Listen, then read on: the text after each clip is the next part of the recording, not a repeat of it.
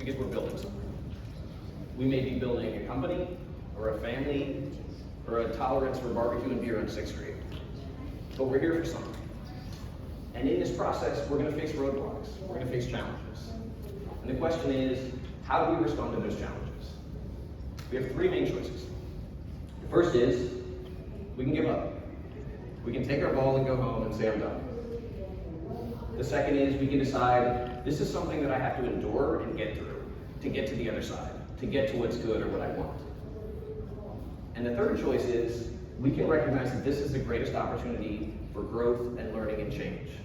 And that was my experience. The best parts of myself have come from the most challenging and most difficult things I've gone through.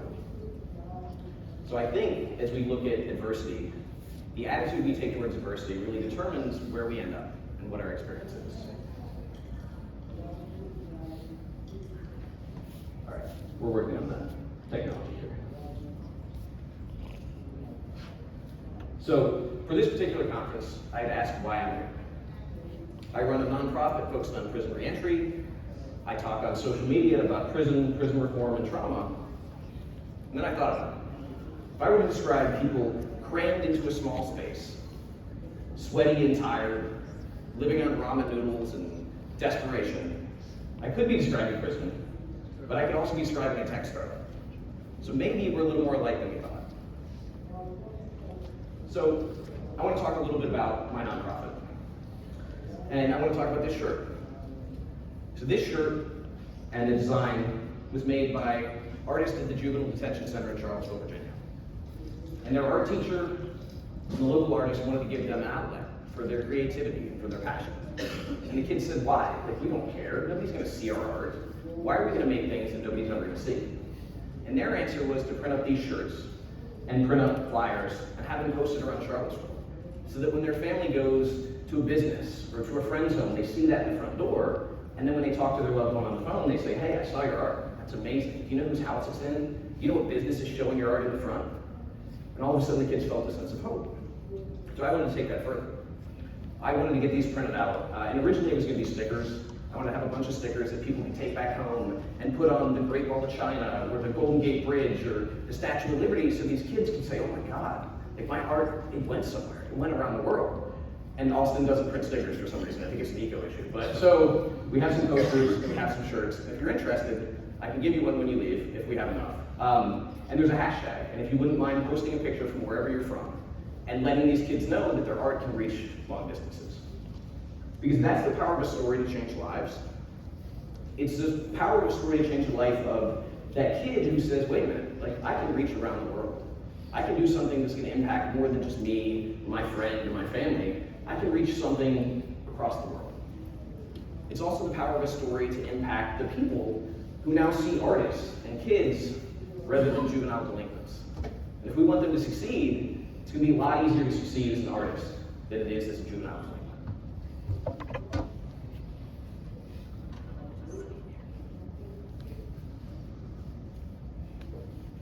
So, a little bit about how I ended up here. I always felt out of place. As a kid, I always felt like everyone knew something that I didn't know. That there was some secret, and if I could only figure it out, I would be able to be cool. I would be able to be fitting in, and I'd be okay. And I felt like everybody knew it but me, so I was really unhappy from a very early age. I was a child of 2 addicts and alcoholics who got sober when I was young. But as my father liked to say, if you have a drunk horse thief and you take away the alcohol, you still have a horse thief. So the issue was, those behaviors didn't all change just because the substance was removed. And I grew up in a household that was interesting, to say the least. And my father had moved to El Salvador to lead the revolution, and my mother was an attorney, and it was a very colorful place, but it definitely shaped me in some interesting ways. My parents got divorced when I was 7, and it brought out the absolute worst in both of them. And it changed me. Because I felt like I was the one who had to be responsible.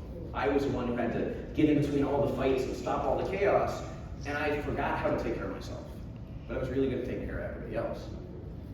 So, as I was trying to figure things out, I didn't feel like I deserved to have the time spent on me. So every time I ran into something that was difficult or was going to take time, I gave up. So I loved baseball. But when you're playing t-ball, if you can stay on the field and not run into the stands, like, you're an amazing player. Once it took practice, once I had to swing 1,000 times and miss just to hit once, I stopped doing it because I didn't think I was good enough. I didn't think I deserved the time and the attention, and I didn't know how to learn.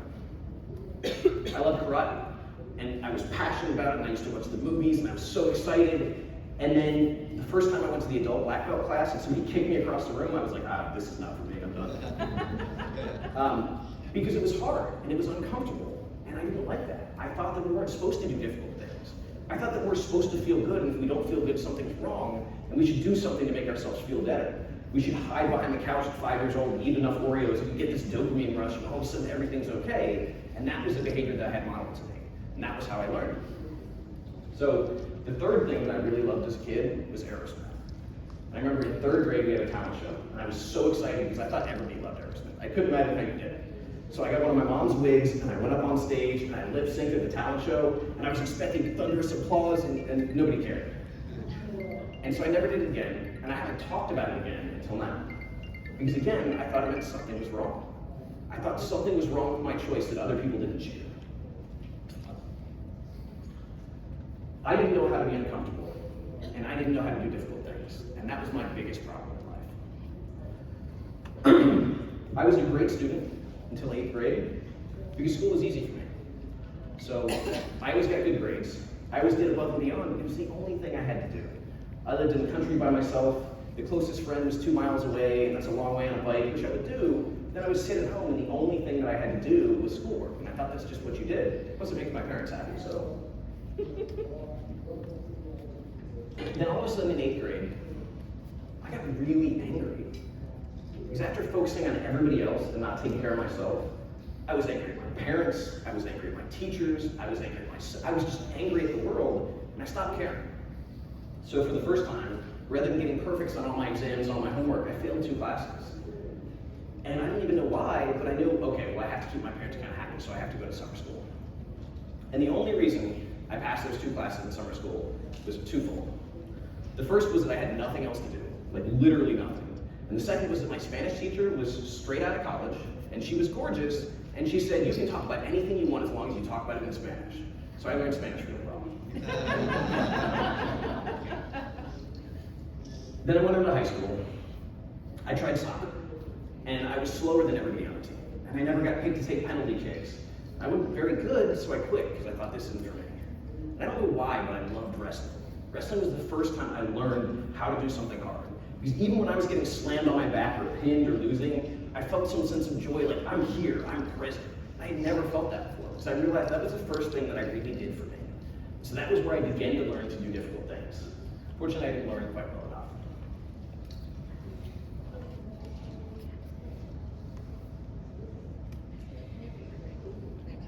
So, I got the right one. In 2002, I graduated from high school. I was taking a year off before college, going to explore the world, and then I found cocaine. And I went from coasting to plummeting. And in the world, you have feathered people and you have grit people. You have some people who at the first sign of discomfort, they change their behavior. They're like, hey, I don't like this. I'm going to do something different. Somehow I was so obstinate that I found something that felt good, and despite all the consequences, I was like, I'm going to keep doing that. Like, I'm going to wait for the break to hit me on the head. And it did. If you've never done cocaine and felt that withdrawal, and I hope you haven't, it feels like you're drowning.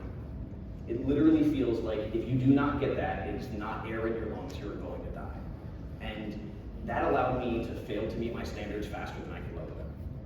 And the problem with that is, when we lower our standards slowly, we can lie to ourselves, right? We can say, oh, well, it's not so bad. Like, that's just my standard. I'm right here. But when we plummet off that cliff, there is so much shame, there is so much self-loathing, and there is so much self-hatred that it compounds all the issues that were there to begin with.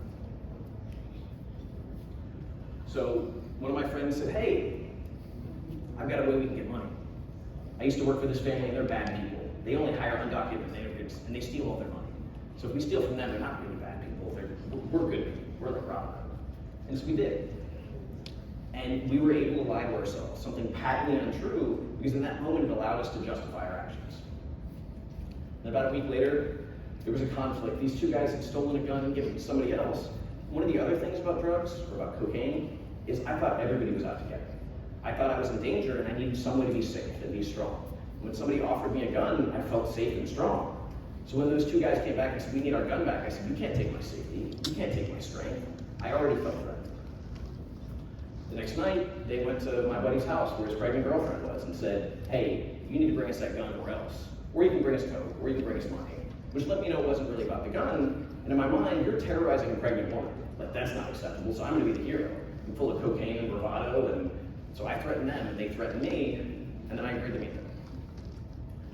Finally, there was this flash. Like, hey, this isn't a good idea. I probably shouldn't be here. Like, something bad is gonna happen, so I left. And they chased me. And in that moment, every kid who had ever picked on me, every moment of self-loathing, I was so angry because I was trying to do the right thing. How dare you chase me? And so I was angry and I was scared, and when the passenger reached around behind me to grab something, I was convinced he was reaching for a gun, and I shot him out. And it's not like in the movies where people like take aim and have cool catch lines. It's terrifying. I was screaming, I had tears streaming out of my eyes, and I was deaf from the gunshots. And I'm really lucky that they didn't die, because it wasn't my choice or my action that kept them alive, it was sheer luck. The next day, I hadn't slept in days before that. I passed out and heard that the police were outside, freaked out in that feral way, ran up the steps of the duplex, ran out right into the barrel of a gun. When you look at a gun, you don't realize it gets really, really big.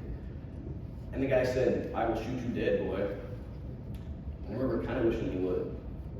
Because at least then I wouldn't have to explain to my parents. I wouldn't have to deal with any of the consequences I've been running for months and months and months.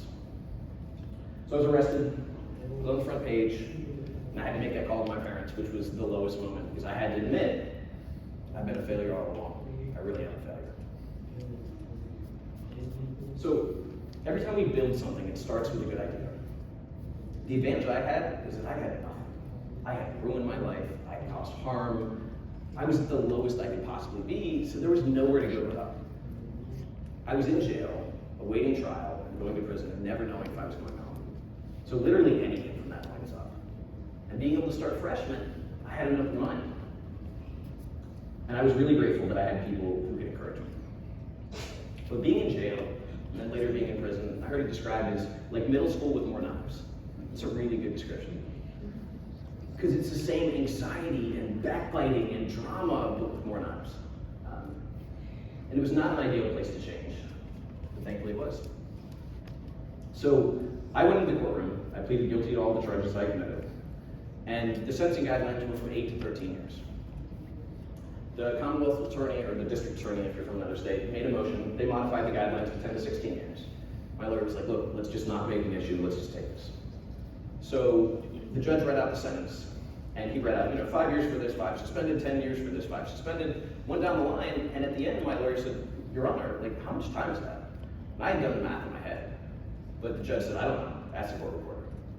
The court reporter had to read it all back, and he had sentenced me to 138 years, with 106 suspended. So an active sentence of 32 years in prison, or twice the high point of the sentencing guidelines. And in that moment, I had two reactions. One was that my deepest fear had been validated. I knew I was worthless. I knew I was irredeemable, and he just proved it. He just showed me my deepest fear is true. On the other hand, there was this anger. Like, I was only supposed to get 10 years. Like, this isn't fair, this isn't right. But also, I'm gonna prove it wrong. Like, I'm gonna find some way to prove it wrong. And that deepened as I went back, and I sat in the cell, and I cried, and I screamed, and went through that adaptation.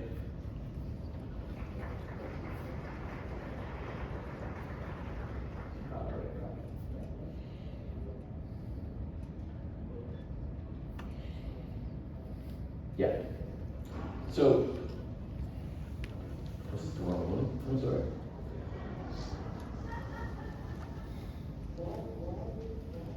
So, the main difference, and the reason this wasn't my end, was that I had support and opportunities that other people didn't have. I remember being in the jail, and every time they would do mail call, everybody would line up. And I would always get mail, so I didn't have to line up. Other people would wait day after day and never get anything. It wasn't right, it wasn't fair. My mother enrolled me in college while I was in the jail before I even pleaded guilty. So I was able to get an education while others sat around and languished, had nothing to do. In prison, I was able to get a college degree. I was able to study and read all the books I wanted, and meditate and exercise and make this meaningful experience, while other people spent 16 hours a day in the kitchen just to have their basic needs met, to buy their soap, to buy their toothpaste. So what I saw was this horrible inequity, and the realization that I'm where I am, not just because of my choices and actions, but because I had people who believed in me and supported me and lifted me up when I couldn't do it myself. So, one of my favorite stories from that, I had a friend, probably my oldest friend, that we haven't talked to each other in a while. She gave me hope in a way that was symbolic almost. So I remember complaining about how bad the food was. It's really bland. And so she packaged up all these little spices and sent them in to me, and you don't send a bunch of little bags of green things to a jail. And then I complained about the cell. I said, it's so stark, and there's no color, and there's no anything. So she cut out 100 pictures of bunny rabbits from magazines and newspapers. And I got this massive envelope full of bunny rabbits. And I remember crying, like just streaming tears, because there was something about that was so heartfelt and so real that it touched me. And that was what allowed me to keep going. And most people didn't have that. So, once we start building with our idea, we have to make a plan. I had to figure out who I wanted to be, what I wanted to do. I had this blank slate. And thankfully I had people who believed in me, and they gave me ideas, and they let me know, but it took that acceptance, that blank slate acceptance, that radical acceptance, which, by the way, if you've never read it, Radical Acceptance by Tara Brach is one of my favorite books of all time.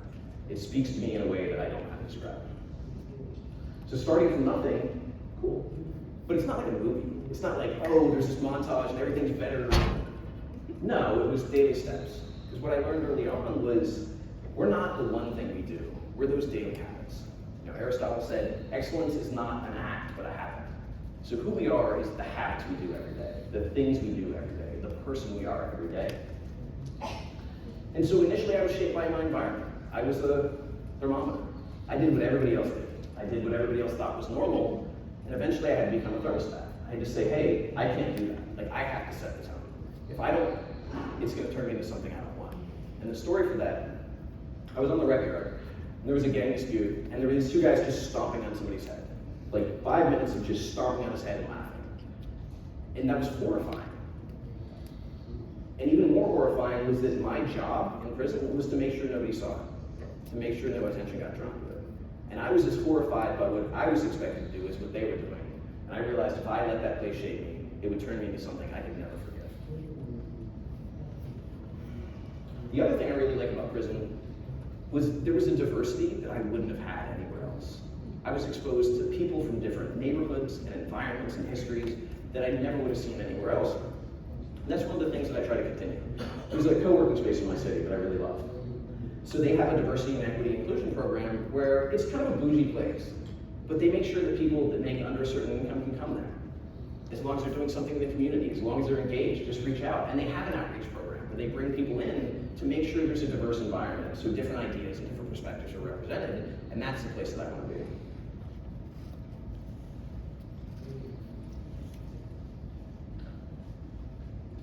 So, once we have a plan, we have to secure funding.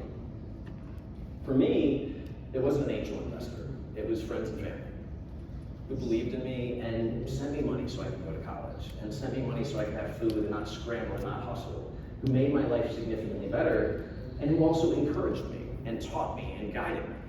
So I had that invest in myself, and that taught me that it was okay to invest in myself. Because from a very young age, I didn't think it was.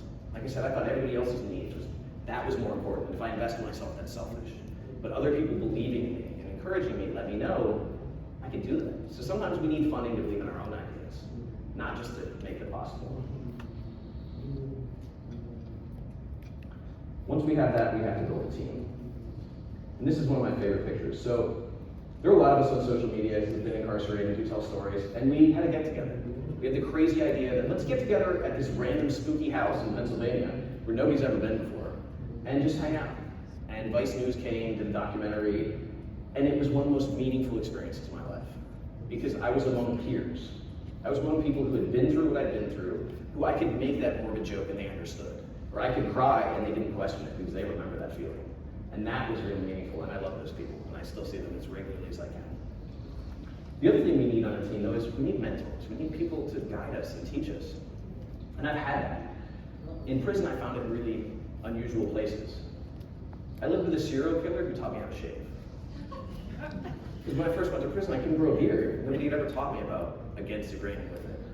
He actually taught me a lot of really important things about ritual and structure and leadership, because he was a decorated veteran from Vietnam. He just also killed people. I had a guy named Carl who was also very untraditional and very complicated. And what they taught me was that people aren't just one thing. We want to put somebody in a box or have black or white or really simple answers, but they're a lot more than that. And what Carl did, or his claim to fame, he would teach Shakespeare to GED classes. So people who were often literally illiterate would learn Shakespeare. He said, what is this dumb shit? I don't want to do this. But within 2 weeks, they're on the record arguing about Polonius and like what's going on and how important this is. Because he told them, he showed them that stories are about people and that this is a story about them just as much as anybody else. And that was one of those revolutionary teaching methods I saw, because those kids cared in a way that nobody else I saw. Then there was Bill. He was actually in a slider. Let me see if I can go back up. I'm on the wrong one. That's Bill. That's my hero. When my dad died, he came to see me. He was my stepmother's father. When my dad died, my stepmom stopped having anything to do with me. But he showed up and he said, you know what? You may have lost your dad, but you're never going to lose me. And he showed. He came to see me every month. He included me in every community he was in. He talked about me with his friends and family and the people in his church. And he dealt with terrible hardship. He went through one of the worst things anybody can ever go through. And it made him a better person. Rather than becoming jaded and angry, losing his son to suicide somehow made him a deeper, more loving person.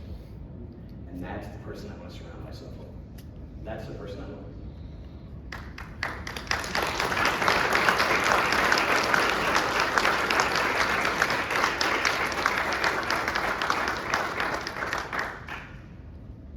Then there was Danny, the weird homeless kid with the lazy eye and a bunch of bad tattoos, who they moved me in the cell with, who introduced me to meditation and reintroduced me to martial arts and gave me a book list that was a mile long because he's read every book on that list and every book in the library at 24 years old.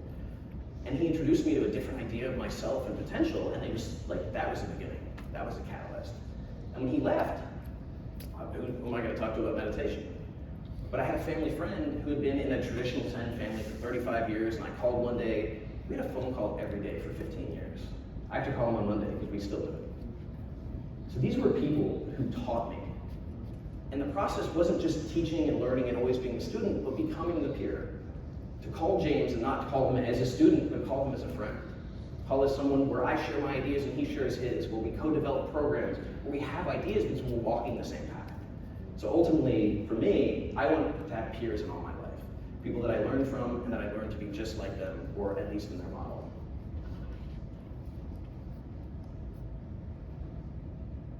So the logistics are an issue, and I actually want to introduce the most important character in this entire slideshow. That's Quinn the dog. He's a rescue dog. What's so neat about Quinn is that we have a program where dogs who have been mistreated or abused are brought to the prison to be trained, but really to acclimate to an environment where they're not being abused, where someone cares for them so they know how to go home and be with the family. I love that dog. It took me 12 years of good behavior to be able to be in the pod with that dog. And even then I couldn't be in the dog program. Because this program that has all the evidence in the world of changing lives, of transforming people, there are 6 people in a prison of about 1,150 people. That is 1/4% of the population that has access to that program. So if we have all the evidence of how helpful this is, why are our resources allocating it to literally less than 1% of the population? So that's just my criticism. When I looked at the logistics of getting to the honor pod, or of moving in life, I realized we have options, we have plans. And the plan one is really easy to explain. Just think about the football player. From a kid, he's going to be in the NFL. So he plans and he goes and he's good enough and he's strong enough and he goes to high school and he goes to college and then he blows his knee out. Well, what is he going to do now? He doesn't have a backup plan. He had one plan, he invested in it, and he has nowhere to go. But what someone told me is that every choice you have creates more options, creates fewer options. And I recognized I want to have as many options as possible because I didn't know what my life was going to look like. I didn't know where I was going to go or what I was going to do. So that meant I took as many different jobs as I could. I worked in the law library, I worked in the wood shop, I worked maintenance, I was a tutor, I was a mentor. I volunteered for jobs. I just showed up because I wanted to learn, because I didn't know what my life was going to be like. I also went to college and got a degree in psychology. But I also got a journeyman's electrical license because I wanted to be able to have a blue collar job. That's what I needed. I didn't know what life was like after prison. I had no idea what to expect. But after the logistics, we need accountability. And in business, that's just an accountant. That's the guy who says, hey, don't do that, you're probably gonna go to jail. I wanted somebody who would hold me accountable. And I have a friend who is another one of my oldest friends, and we've actually been kind of estranged. That breaks my heart, because I used to call her my caller-in-chief, because she would call me on my bullshit, no matter what it was. I was in this weird, toxic, long-distance relationship in this issue. It was one of those situations where genuinely 99% of the blame was on somebody else and 1% was on me. And I'm telling the story and I'm angry, and she said, Jesse, stop, you need to apologize. I was like, what? What? And she said, I don't care about her. I don't care about any of that. I care about you, and you're better than that. And that's the kind of friend I want. I want somebody to call me on my BS no matter how small it is. I want somebody to not let me lie to myself, because it's really easy to lie to myself. Then we have to build a presence. So when I first went to jail, first went to prison, I was just like everybody else. They didn't trust me. The incarcerated people didn't trust me, the staff didn't trust me, and they had no reason to. But when they saw me tutoring people, helping people, all of a sudden I got a little more slack from both sides. And that moment was really simple. There was a guy named Big Baby. He was, if you've ever seen the Green Mile, it looks a lot like John Coffey. 6'6", 260 pounds. He had this terrible history of violence because he'd grown up in this horrible home, and everybody was afraid of him. But he came to me one day and he said, I really want to get my GED. I've been trying for 3 years. Can you help me? And I said, yeah. But I also said, I want you to teach me how to box, because he was a heavyweight boxing champion. And there were two reasons. First reason was I really want to learn how to box. The second reason was somebody had told me early on that some people are uncomfortable with gifts. That some people feel like there has to be a catch. And that if you offer somebody a gift, they're never really going to take it. But if you ask for something of value in return that doesn't take from them, you're showing them their value. So in this experience, I gained a lot, and he gained a lot. And we both gained as much by giving as receiving. So we sat down for 3 months, didn't get anywhere. I mean, struggled over the basic equations in algebra, and I just felt hopeless. And then one day he got it. It was like a light bulb. And he did it over and over, and I didn't have to explain it, and I was like, oh my God, we got it, this is great. And then the next day we came back, and he lost it again. But he had two choices in that moment. He could have been like, screw this, I'm never gonna get it. But what he said was, hey, I got it yesterday, I know I can get it. I can do this again. He knew that he could do this. So he passed his pre-GED or his TABE test or all these things he had to get there. And then I remember the day that he went to take his test. And he came back to me, all 6'6", streaming tears, picked me up off the ground, swung me around because he was so happy because he got his GED. And his family hadn't been to see him in 3 years. He'd been locked up because they didn't have any money. He came from a really rough family. But that was a big enough deal. As people talk about being first generation college, he was one of the first people in his family to graduate from high school or get a GED.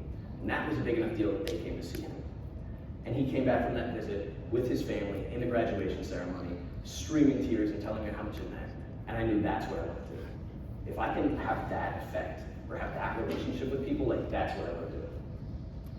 So then I had a guy come to me, real hillbilly country guy, who actually just got out and I was able to buy him lunch, which I'm glad for. And he said, I want to go to college, but nobody in my family's ever gone to college. I don't think I can do this. I didn't have any money. So I said, well, how about this?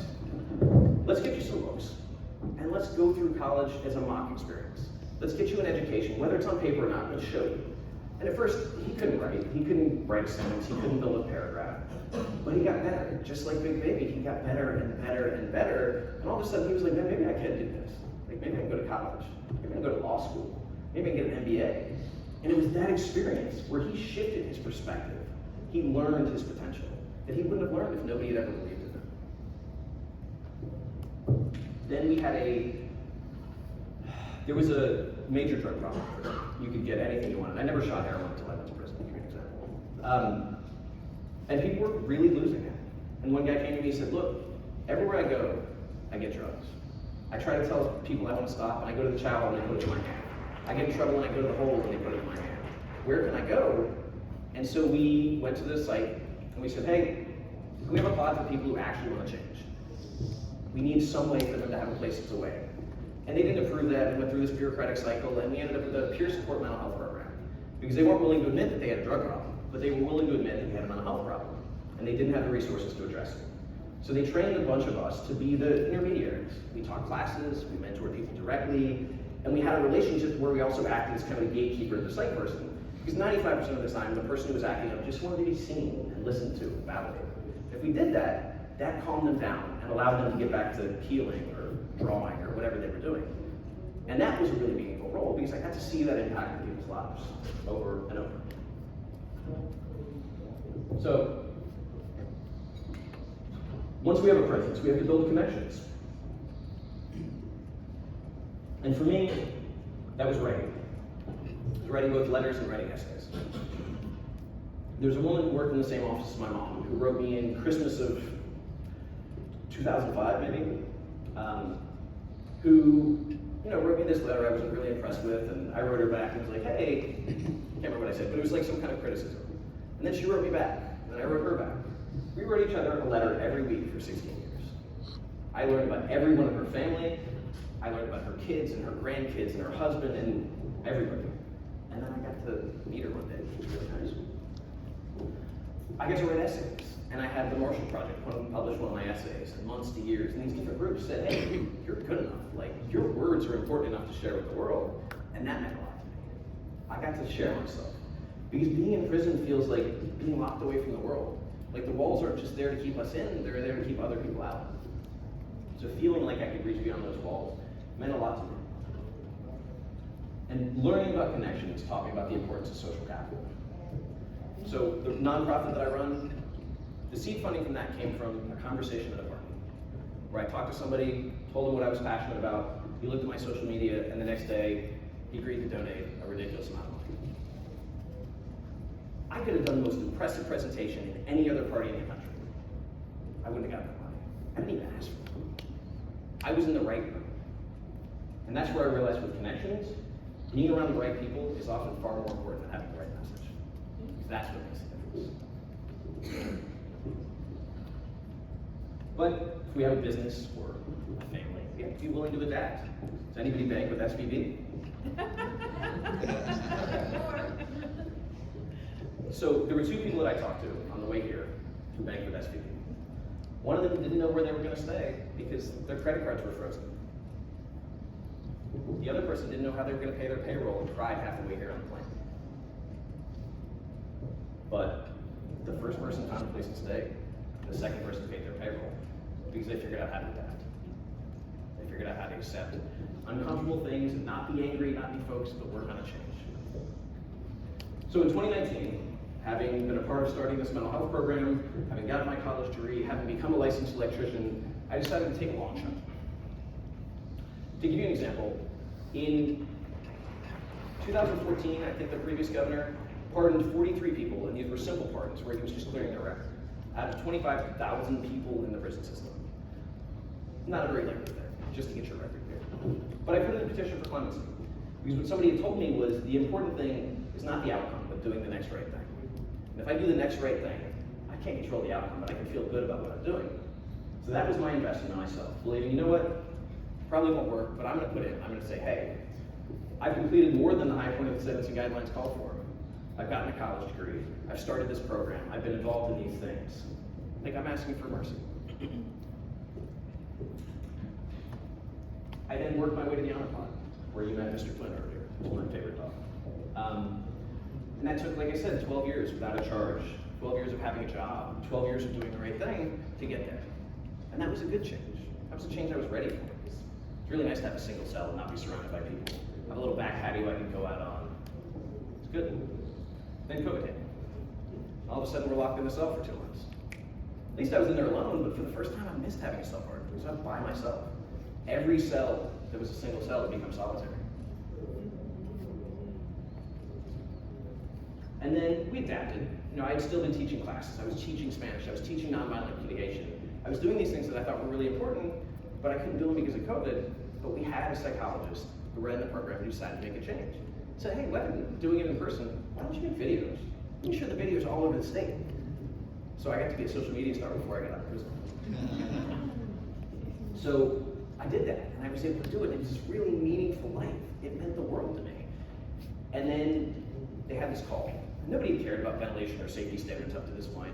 But COVID had this renewed interest in ventilation. We have to check standards, and we've been in violation for years. So they said, well, we're going to fine you or shut the prison down unless you fix this. So to do that, they had to clear enough people out to gut everything and do it. So they picked 64 names out of a hat, and I wasn't on that list, thankfully. They're going to send these people somewhere else. And then the day before, somebody had a medical emergency, and they had to pick one more name out of the hat, and that was me. And so I went from the single cell where I could play with Quinn every day, got to make these videos, and I got to have this really, like if you got to be in prison, that was the place to be. And I got shipped to an open dormitory, which is 82 bunks stacked on top of each other. No privacy, no space. The toilets line up to where you're touching knees with somebody when you're using the bathroom. The shower heads are lined up to where you're crammed in there like sardines. And that was my life. And I was angry, and I was hurt, and I was a lot of things. But I had somebody very important to me tell me that my job is to write the story. That I can't control the characters or the setting, but I can write the story. So that's what I tried to do. I said, okay, well, maybe I can teach Spanish classes here. Like, what are they going to do? And they actually tried to shut us down. They said, we're not allowed, per COVID regulations, to congregate around the table while we are stacked 6 deep on top of each other. And I was like, if you just give me a charge, I'm going to take it. Like, at this point, it really doesn't matter. But I found a way to make it meaningful. I found a way to teach classes. I finally got a job. I was able to do that, and I was able to adapt. And I thought that was going to be it. Then on August 16th of 2021, I got up, I made my cup of coffee, I got on the phone, I went to work, and at 2 o'clock they called me in the office. And somebody on the speakerphone said, Mr. Cross, are you sitting down? I was like, yeah, I'm good, why? Well, because you're getting out of prison today. So I kind of hit a knee and I teared up, and the pardon that I had put in for 2 years earlier came through. So in an hour and a half, I had to scramble and run around and go, and I didn't really believe it. I thought this was a lie, or they made a mistake. And then I walked out the front, and I saw my mother for the first time in a year and a half, because there had been no visits during COVID. And I was able to give her a hug, and I picked her up, and I was so excited. And she whispered in my ear, Jesse, let's get the F out of here. Yeah, good point. And I've been preparing for this for a long time. I still thought I had 10 years left, but I'd been in therapy, I'd been reading every self-help book, I'd been reading parenting books, I'd been reading everything I could do to try to prepare myself, but it wasn't enough. Because there is no preparing for that. So I went into Costco and I had a panic attack. Because there was too many people and too much space and too many choices, and I couldn't do it. And I spent plenty of time balled in a fetal position, just crying and unable to adapt. But the same love and support I had while I was in prison, I had out here. So I had a chance. I had people believe in me and support me and encourage me. And one of those things was, somebody told me I needed to share my story and make videos. So I did. I had this plan that I was going to let go of all this trauma. It's going to be really easy. So I was going to go to the top of a mountain, I was going to eat Chinese food, and I was going to scream and cry, and everything would be better. Well, it wasn't. But I did that, and I made a video, and I talked about it. And then when I got home that night, I called that friend, and I said, hey, how many views is normal? Is 10,000 views normal? And she was like, no, Jesse, it's not. And what I found was that people were interested. They were interested in something honest and real. They wanted to know what happened behind the walls. There were all kinds of things about violence. But I think people want a human story. So I started to share that. I started to share videos about my life and answer questions. And then I started speaking at high schools and colleges, and then I was on TV. And then I started a nonprofit. But I never imagined. And so when I talk about the value of change, 19 months to go to the day I was in prison. 19 months later, I'm on stage at South by Southwest. Like, that's not.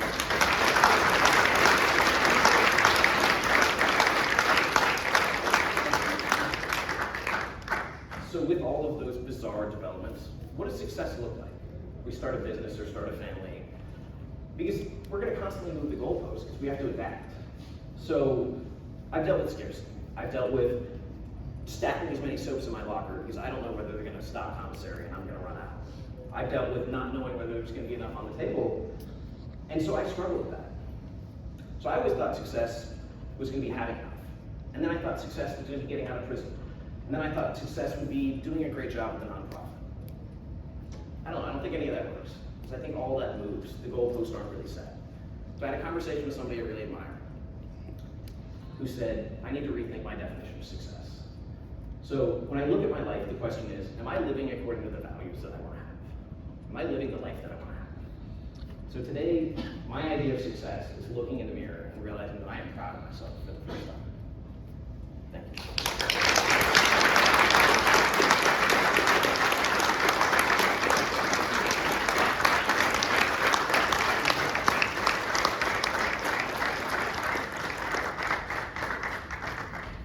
So we left some time for questions if anyone's interested, or we have planned questions on the thing if you guys don't want. Sure. Social media today is just, there's a lot of positivity, but there's also a lot of negativity and hatred. What are some tips or some habits that you personally utilize in your daily activities or whatever in terms of dealing with some of the nasty comments and hatred that you may possibly get? Okay, do you want to repeat that or? Yes, sure. Test. Okay. So social media is it can be a very toxic environment today, right? You can have a lot of positivity, but there's also a lot of toxicity. And so people are so quick to hop on the hatred bandwagon. What are some tips or habits that you have in your daily routines in terms of keeping a good mental health with that toxicity online? Well, the first thing I found is the importance of taking care of myself first. So every morning I get up and I do a gratitude list. And I did this when I was in a hole in prison. I would find something to be grateful for. I would try to find 5 things. What I found is that if I did that enough, wherever I was and whatever I had was enough. And starting from that kind of balanced place, I was okay. What I recognize with other people is the old line that hurt people hurt people. So when someone reaches out and says something nasty about me, that's about them, that's not about me. I don't always feel that. There are definitely times that I get hurt or I get angry or I start to question myself. It really depends on how much sleep I get, how well resourced I am, and how balanced I am. And if I'm in a good place, I can see that and really hope that that person gets a hug or gets some love or has some healing. Otherwise, I might get mad or I might just delete the comment and go, I don't know, eat some Oreos because I still have that habit. But generally what I found is learning to take care of myself and accept what's mine and take ownership over what's mine, good or bad, and then let other people have their stuff and not take that on too. So, sorry. So prison is the one that we most associate with being institutionalized, but there are a lot of institutions, military, corporations, academia. What's your advice to someone who is leaving one institution and is going to have to prepare themselves to go into a new institution, or they're not going to be able to go even into an institution anymore and find their own way? That's a great question. One of the things that surprised me most about social media and the reactions I got, I expected to get reactions from people who've been harmed by law enforcement, from people who have family members locked up. I have so many people that were in the military that say, hey, why is my experience so much like yours? Like, why is our experience exactly the same? And it goes back to Foucault and the institution thing. And so I give them the same advice that I give people getting out of prison. Don't try to do too much too fast.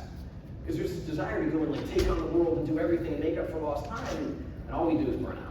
And that's why my buddy who got out, when I took through the mock college, he was telling me how great it was and posting pictures at 3 a.m. and seeing the day, and I was like, bro, slow down. It's gonna crash, and it did. So starting slow, but I think it's really important to orient ourselves to an environment. When I was at the XR exhibit, we were talking about that, how helpful it would be to have people literally just be in a new space or have a different experience. Because it's so dramatically different to go from stark white concrete walls to the world. And a tree, I didn't see a tree.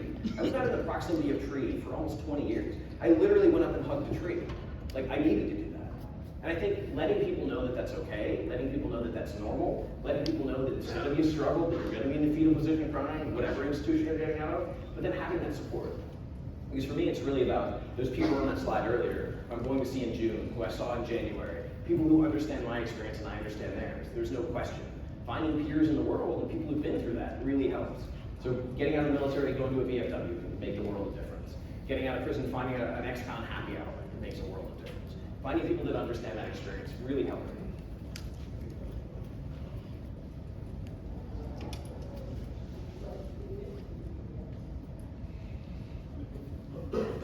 If nobody else has a question, I got one for you.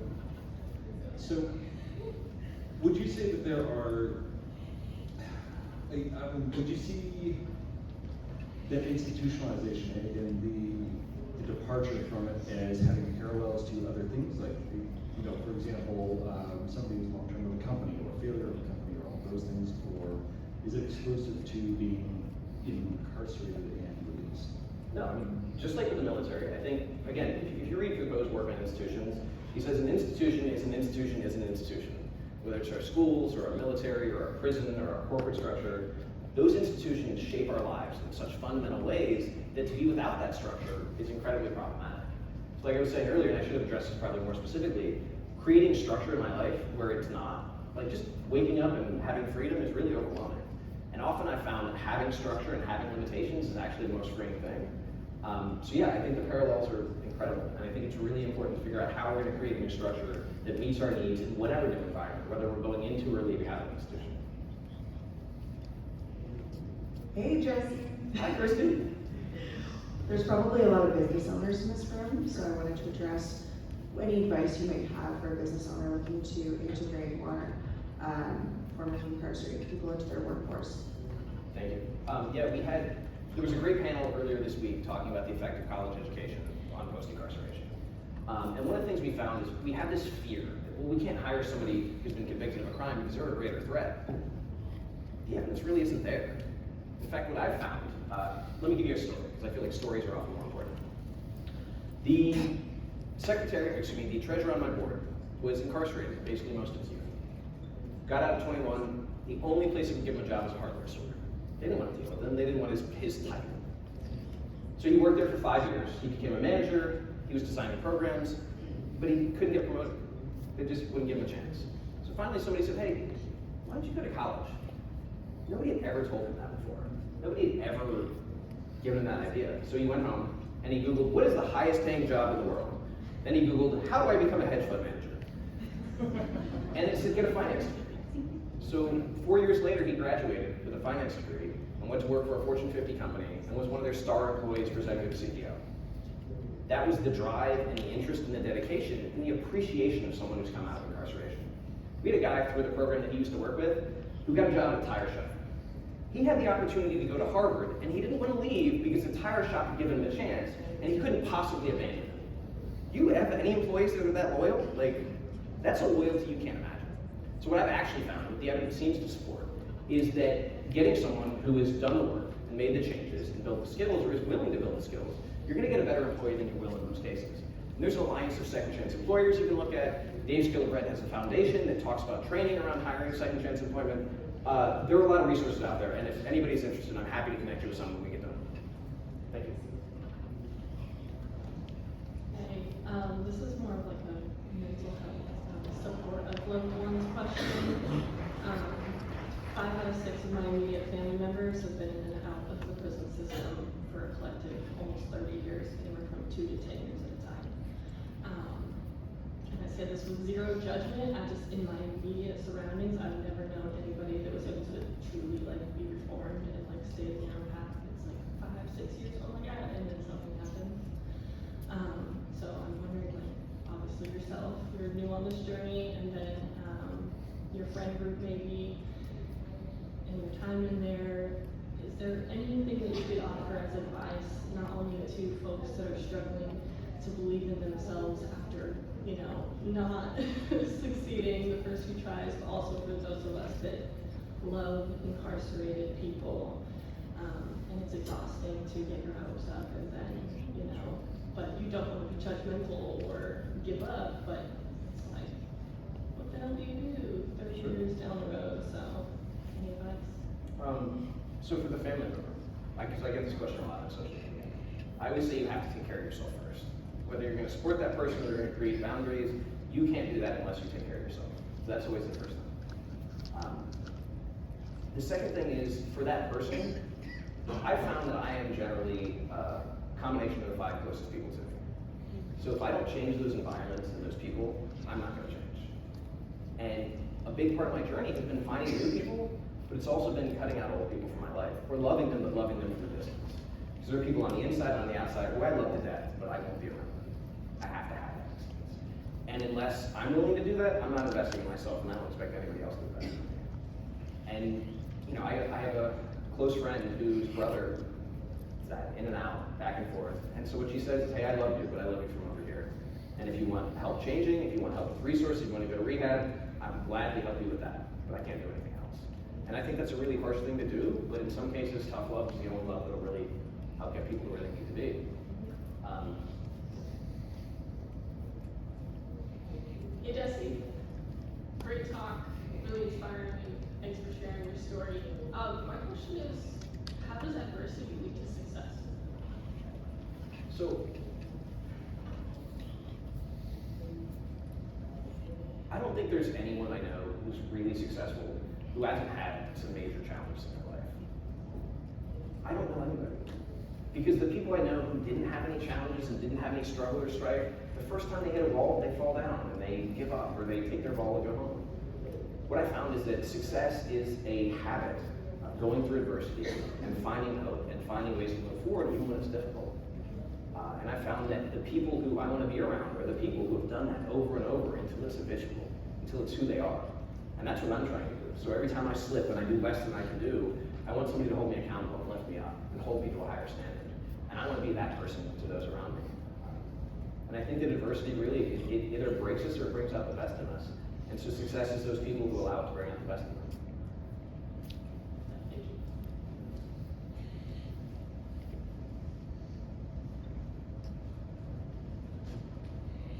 Hey Jesse, astonishing story. Incredible. My question for you is around twofold. It's around forgiveness. That's the first part. I'm just curious how you work through your own self-forgiveness and then that of your victim. And then the second is around legacy. When you think about your life and how you want to be remembered, I'm just curious what your thoughts are there. Sure. Well, I'll address self-forgiveness first. I hated myself for most of my life because I wasn't strong enough or smart enough or good enough or because of the harm that I'd done. I carried that with me for a long time. And I carried a lot of guilt from the things that I had done. And I struggled. I didn't know how to forgive myself. But what I realized was that, again, it's not an act. It's not a single moment. It's a series of choices over and over and over. So I had to address those issues in my life that led me to be the person that I was. I had to make changes. And as I made those changes little by little, I found that I was becoming a different person. And there was a point at which I woke up and I realized I have lived this long enough that I'm not that person. I am now somebody different. And I can let go of what was weighing me down and defining me and driving me kind of into that darkness because I've done the work and I'm no longer that person. As far as another person's forgiveness, I can't do that. And I don't expect to do that. It's not my right, it's someone else's choice.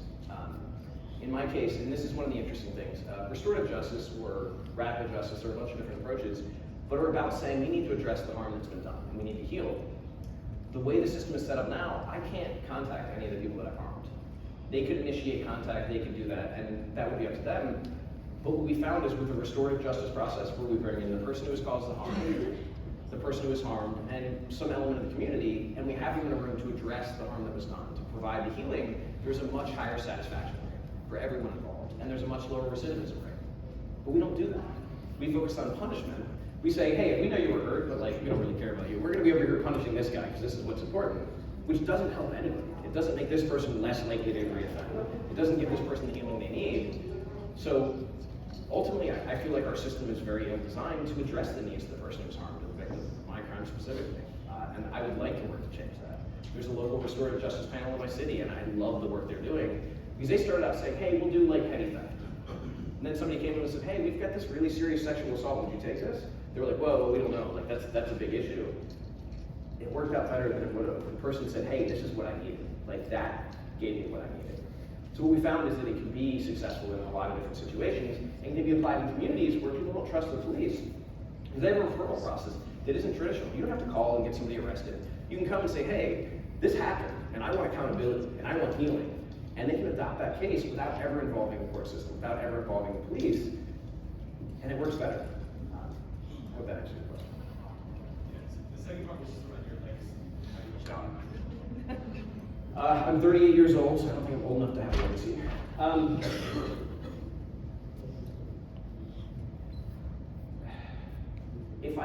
mean, I think I have this on my Facebook page. If I can pack everything possible into the stream of life, and I can leave the world a little bit better than I found it, that would be the only thing I would want to do. I don't care what that looks like. I just want to make people smile. I want to give people hope. I want to make people happy. If I can leave any bit of that feeling with somebody, I want that to be my legacy.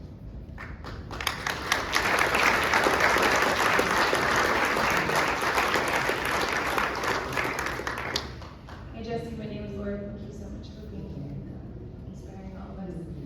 It sounds like you've read a lot over the years. So curious if you could recommend one book or maybe two for just anyone to read. Sure. Radical Acceptance by Tara Brach is probably the best, most transformative book. It really depends on the area. I'm a very poetry kind of person. If somebody just tells me an instruction, it doesn't mean anything. But if somebody tells me a story, if somebody writes poetry, it's like Rumi. In many ways, the life that I try to live is The Guest House by Rumi, where he says, let it all in, the anger, the joy, let it just destroy the house, wreck and wreak havoc. Anti-Fragile by Nicholas Taleb, which is weirdly not what most people would think, because I'm not really an economics person. I don't know, there have been a lot. It's hard to weigh down. I think I have a whole list on my website, so when we get done, let me pull up my website and I'll tell you, because I can't think of it right now. All right. Well, we're out of time. Thank you all for being here.